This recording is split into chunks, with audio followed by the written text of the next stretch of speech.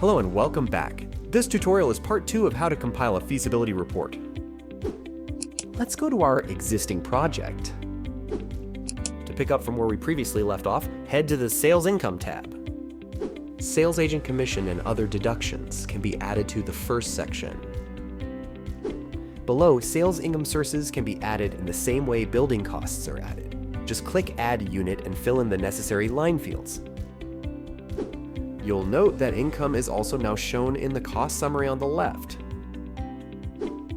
Go to the Rental Income tab if you need to add any rental units for your project. In the first section, you need to add all the necessary rental factors, which include vacancies, annual rental escalation, annual inflation, and the cap rate. Then include all the monthly operating expenses that will be incurred after the development is completed.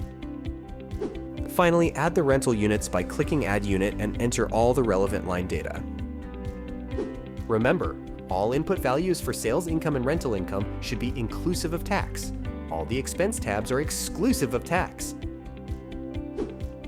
Lastly, any important items that need to be noted in the report should be added under the Notes tab.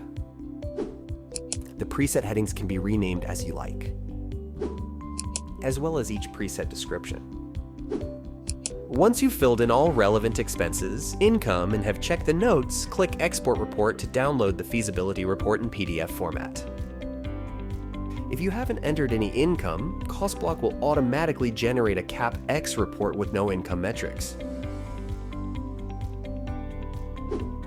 If you have entered income values, CostBlock will automatically generate one of the following reports, depending on the input data. Sales report if only sales values were added, rental report if only rental values were added, or a mixed scheme report which includes both sales and rental values.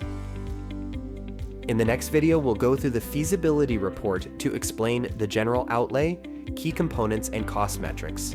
Thank you for watching. We'll see you in the next video.